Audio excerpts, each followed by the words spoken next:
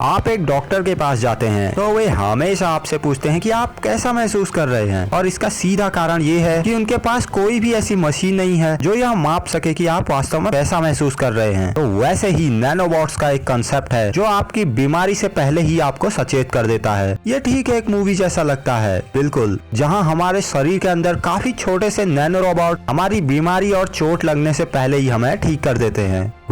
ये टॉपिक काफी इंटरेस्टिंग होने वाला है।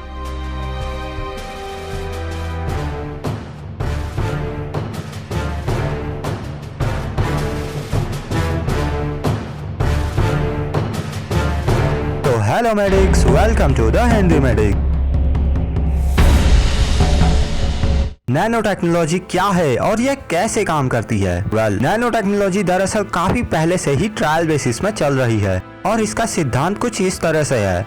अब कल्पना कीजिए कि नैनोबॉट्स आखिर कितने छोटे हो सकते हैं। अगर आपकी उंगली के टिप को 80,000 गुना छोटा कर दिया जाए तो यह करीब करीब बराबर होंगे। है ना काफी इंटरेस्टिंग? बिल्कुल। हमारे ऊतकों की गुणवत्ता समय के साथ साथ कम हो जाती है, जिसका सीधा मतलब ये है कि जब हम बड़े और बूढ़े रहते हैं तो हमें अधिक से अधिक अपने टिश्यूज को रिप्लेस करने की आवश्यकता होती है, न केवल जीवित रहने के लिए बल्कि हमारे शरीर के साथ जीवन की गुणवत्ता को बनाए रखने के लिए भी। कैंसर का ट्रीटमेंट और क्योर एक चुनौती हो सकती है क्योंकि ट्यूमर शरीर में कहीं भी छिप सकता है और कीमोथेरेपी और रेडिएशन जैसे कैंसर रोधी उपचार सामान्य टिश्यूज को भी प्रभावित करते हैं। इसलिए नैनो टेक्नोलॉजी कैंसर के लिए एक क्रांतिकारी नया तरीका है जो बहुत अच्छा दिख भी रहा है। हमारी प्राकृतिक सामग्रियों का अध्ययन करके ठीक मैन मेड सामग्रियों को बनाते हैं जो कि प्राकृतिक सामग्रियों के समान ही हैं। यह एक टिश्यू इंजीनियरिंग की तरह होता है। जैसे कि कुछ अन्य जीवों के पास अपने आप को पुनर्जीवित करने की भारी शक्तियां मौजूद हैं, वे खोए हुए अपने अंगों को पुनः उत्पन्न कर सकते हैं या फिर कोई भी ऐसा ऑर्गन जो कि क्षतिग्रस्त है, लेकिन मानव के पास वह क्षमता नहीं है। जब किसी को दिल का दौरा पड़ता है तो उसके दिल की मांसपेशियां एकदम मर जाती हैं। अब अगर सही मात्रा में उस स्टेम सेल्स को उसी जगह पहुंचाया जाए तो उसे भरा जा सकता है बिना किसी घाव के, और यही बात लागू होती है किडनी, लीवर रिपेयरिंग और क्षतिग्रस्त मस्तिष्क में भी। यहाँ तक कि रीढ़ की हड्डी के कुछ भागों को भी रिकवर किया जा सकता है। एड्रियानो कैवलंती एक जर्मन साइंटिस्ट थे जिसने सबसे पहले इसे लैब में विकसित किया। इससे बाहरी पर्यावरण, डायबिटीज, कैंसर और कुछ अन्य क्रोनिक बीमारियों और कार्डियोलॉजी के प्रैक्टिकल उपयोगों के लिए भी नैनो बायोट्रॉनिक्स पर आधारित एक मॉडल के रूप में देखा गया। और शुरुआत में इसका यूज केवल एक मार्कर और कैंसर ट्यूमर जैसी सेल्स को पहचानने के रूप में किया गया। नैनो टेक्नोलॉजी शोधकर्ताओं को नए उपकरण बनाने की अनुमति देती है जो वास्तव में हमारी सेल्स से छोटे होते हैं। एक्सरे नैनो पार्टिकल्स इतने अविश्वसनीय रूप से छोटे हैं, इतने छोटे कि 5000 क्रिस्टल्स एक मानव बाल की रेडियस के चारों ओर फिट हो सकते हैं। यह क्रिस्टल शरीर के साथ अनवांटेड रिएक्शंस को कम करने के लिए एक नरम प्रोटेक्टिव लेयर से घिरे होते हैं। और नैनो पार्टिकल्स एक्सरे उपचार में अपने एक पानी के साथ जैसे एक सस्पेंशन बनाया जाता है और उसमें घोल दिए जाते हैं। नैनो पार्टिकल सस्पेंशन एक सिरिंज के साथ सीधे ट्यूमर में इंजेक्ट किए जाते हैं। इंजेक्ट होने के बाद यह सीधे सेल्यूलर और आनुवंशिक स्तर पर कैंसर कोशिकाओं पर हमला करते हैं। इन्हें आईवी इंजेक्ट किया जा सकता है जिससे पूरी तरह से खून में बह सकते हैं, और इनमें कुछ स्पेशल तरह के रिसेप्टर्स होते हैं जिससे ये कैंसर कोशिकाओं से जुड़ जाते हैं और नैनो पार्टिकल्स संकेत भेजते हैं डॉक्टरों को, जिससे एक इमेजिंग द्वारा ये पता चल पाता है कि ट्यूमर आखिर वास्तव में कहाँ स्थित है, और उन ट्यूमर की सटीक कल्पना और इमेजिन करने में भी मदद होती है, जैसे कि हमारे कन्वेंशनल मेडिकल स्कैन या एमआरआई भी नहीं दिख पाते।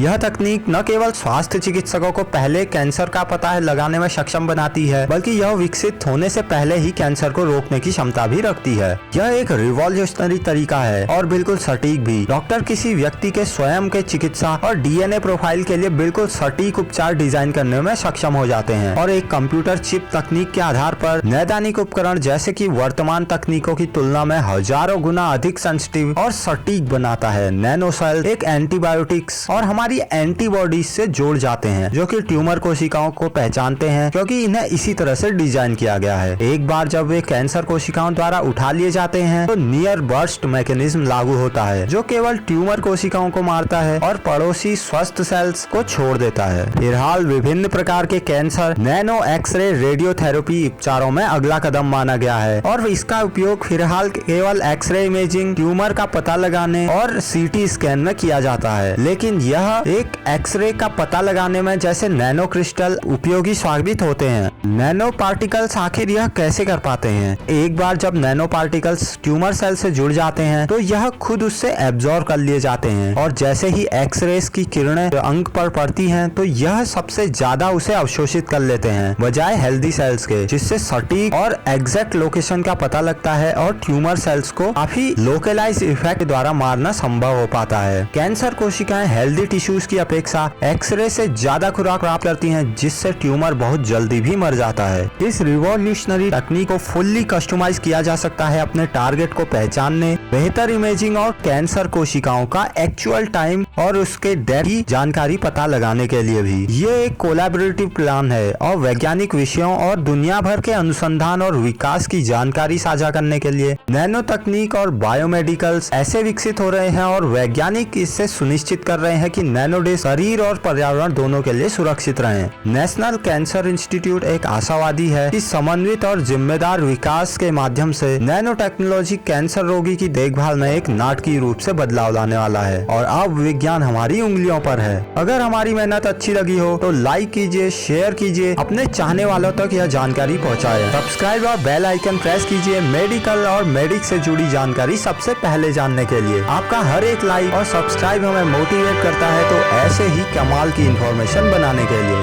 Bye bye.